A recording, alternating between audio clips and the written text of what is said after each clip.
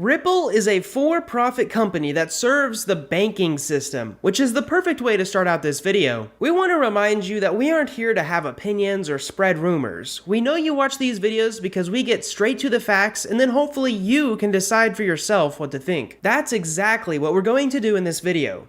Welcome to Whiteboard Crypto, the #1 YouTube channel for crypto education, and here we explain topics of the cryptocurrency world using analogies, stories, and examples so that you can easily understand them. In this video, we are going to explain what RippleLabs does, how XRP actually works, why the SEC is up their butts, and finally, we will explain their tokenomics. First off, let's get into the difference between Ripple and XRP. RippleLabs is the company behind XRP, which is the cryptocurrency. Kinda like how Apple made their iPhones, XRP is the product, while RippleLabs is the company that created it. In short, RippleLabs aims for banks and payment providers to send money internationally, quickly and cheaply. Now you may not know this, but there's a big problem when you want to send money from one country to another country. Sometimes it takes days, it is usually very expensive, and in some countries, you even have to do illegal things to make it happen. So immediately, RippleLabs is trying to solve a big common problem. Right now, most international transfers use SWIFT, which is a protocol that makes up half of all international wires and moves around $6 trillion each day. But like I said, it's very slow and takes a lot of work, and the fees are pretty high. Now those fees are collected either from transferring through multiple banks or through currency conversions. Because currency conversions is a big one too. Not all banks will be able to quickly, cheaply, and reliably convert the money that you're sending to the desired currency. So how does RippleLabs do this? Well, their first product is something called RippleNet, also now known as xCurrent. Technically, they're the same thing. RippleNet is the network behind the xCurrent product. xCurrent is a decentralized system using a consensus model called the unique node list. In short, this is one of the products of RippleLabs that is supposed to fix the slow bank issue. If you want to transfer your money, you go to RippleNet and have them help you. It's supposed to be quicker and cheaper than SWIFT. Along with that, they plan to be anti-money laundering compliant and even include fraud detection. In fact,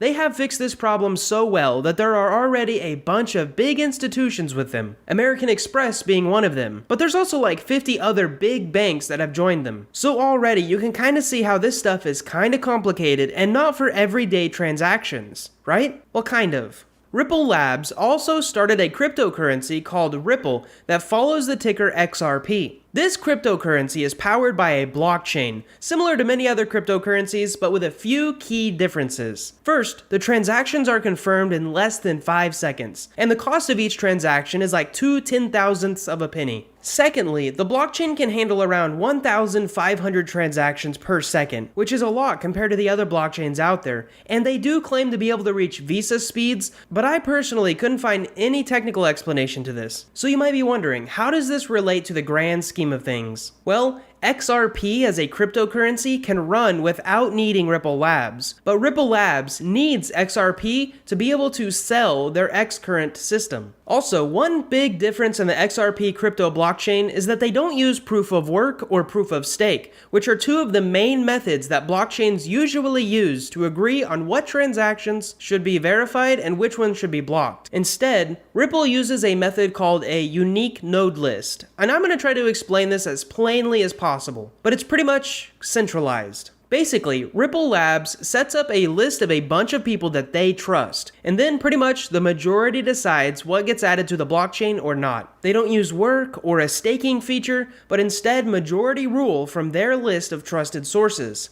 Now, I could go on and explain this a little bit more, but then this would be a video about how unique node lists work and not XRP or Ripple. So if you're interested in that, you'll definitely have to hit the subscribe button if you want to watch our video on that. Plus, it does reward our hard work creating this video. Also, it should be noted that XRP can be divided up into 6 decimal places, and they call the smallest amount a drop, which is 0.000001 XRP. So back to the blockchain, there's also no reward for running your validator, which is important because I can't understand why someone would want to do it without a reward, unless you wanted to team up and make fake transactions. And there are a lot of people out there who claim that XRP is too centralized, and they say exactly this. Speaking of centralization, let's talk about how all of this is related to centralization. Basically, one of the biggest benefits of cryptocurrencies is decentralization, where we basically get away from banks being able to control all of our money. But if XRP is centralized, why would we use it? From what I understand, RippleLabs has no control of the network after publishing their initial RTXP protocol, which runs the XRP currency, but RippleLabs can maintain it in the same way the nodes of Bitcoin and the Ethereum Foundation can maintain their blockchains and suggest updates. To reiterate this, in short, XRP can run without RippleLabs' help, but some of the other products that RippleLabs offers cannot run without XRP. One of the biggest risks of XRP is the fact that a bunch of validators, or those people on the unique node list, could come together, collude, and then make fake transactions spending your money without you agreeing to it. Like I said, there's no reward for validators, they get no mining fee or validating staking reward, and they're just on the list just because. Anyways, moving on, let's talk about their SEC issues. So the SEC, which is some agency in the United States, is arguing that XRP is actually a security, not a currency. This is actually a pretty big lawsuit because it sets precedents for future similar cryptocurrencies. The SEC says that Ripple co-founders are treating XRP as a security, kind of like a stock or a bond, and if they are, the regulations around it should change. Now, this actually says more about the United States government than RippleLabs. In short, the United States government is unhappy that XRP may be similar to a stock, but these SEC issues are definitely unrelated to most of the centralization issues. Finally, let's get into the tokenomics. First off, XRP is used as what it takes to spend XRP, so natural demand will rise as the coin is used more and more. Secondly, XRP has a fixed supply of 100 billion coins, and supposedly there can't be any more created. Around 20 billion of those went to the founders,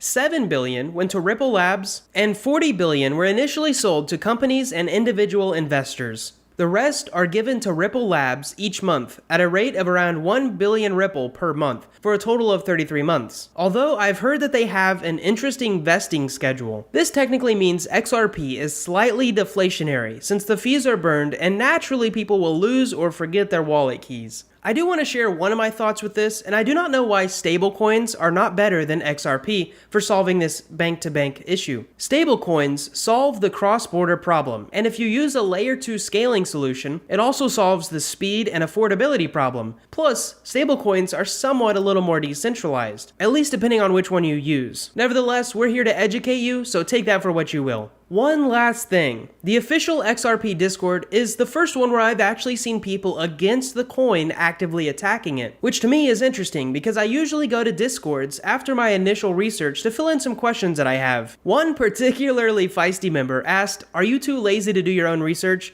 when I was asking some initial questions, and then later described XRP as Western Union coin to the moon, sarcastically meaning that it is too centralized. By the way, for those who wondering how I do my research for these coins, joining the official Discord and asking questions is one of the best ways to learn, because if you're correct, sometimes other people will learn, and if you're wrong, many people will immediately give you the correct information. As we end this video, you should know that we started a newsletter of weekly crypto updates and big stuff that we're learning over here at Whiteboard Crypto. Whenever you join, you also get access to our DeFi for Beginners guide, and to join, all you need to do is visit whiteboardcrypto.com to check it out. We think you'll be impressed. Thank you guys for watching. We hope you enjoyed this video. We really hope that you've learned something, and most of all, we hope to see you in our next videos.